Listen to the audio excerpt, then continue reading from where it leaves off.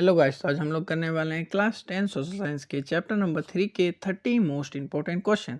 तो बढ़ते हैं पहले क्वेश्चन का। भारत में महिलाओं को मतदान का अधिकार कब मिला? तो गाइस आंसर हो जाएगा 1950 में। तो बढ़ते हैं अगले क्वेश्चन का।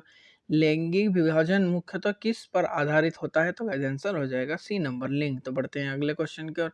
महिलाओं की समानता के लिए कौन सा आंदोलन चलाया गया? तो गाइस आंसर हो जाएगा नारीवादी आंदोलन। तो बढ़ते हैं अगले क्वेश्चन की ओर। परिवार में महिलाओं के काम को क्या माना जाता है? तो गाइस आंसर हो जाएगा घरेलू कार्य। तो बढ़ते हैं अगले क्वेश्चन का।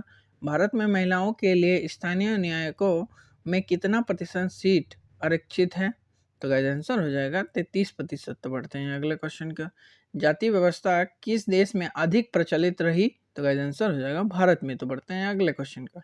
जाति आधारित असमानता के खिलाफ किसने आवाज उठाई? तो गाइस महात्मा गांधी। तो बढ़ते हैं अगले क्वेश्चन का।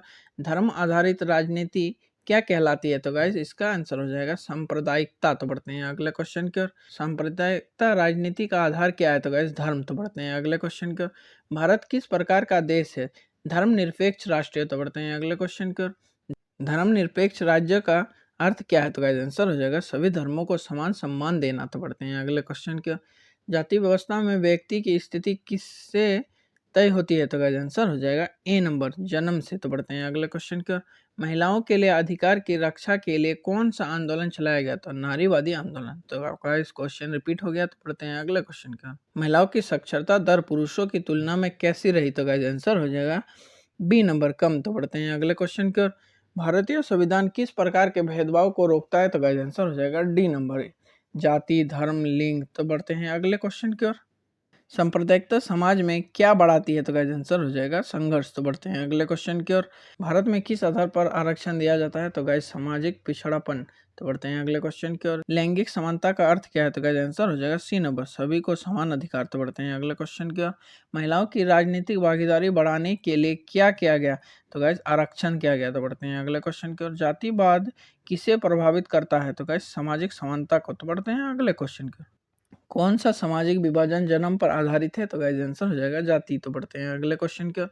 सांप्रदायिकता लोकतंत्र के लिए क्या है? तो गाइस आंसर हो जाएगा हानिकारक। तो बढ़ते हैं अगले क्वेश्चन की ओर। भारत में सभी धर्मों को समान अधिकार किसके द्वारा मिलता है? संविधान। तो बढ़ते हैं अगले क्वेश्चन की ओर। महिलाओं को शिक्षा और रोजगार में समान अवसर देना किसका उदाहरण है? तो गाइस आंसर हो जाएगा लैंगिक समानता। तो बढ़ते हैं अगले क्वेश्चन की ओर।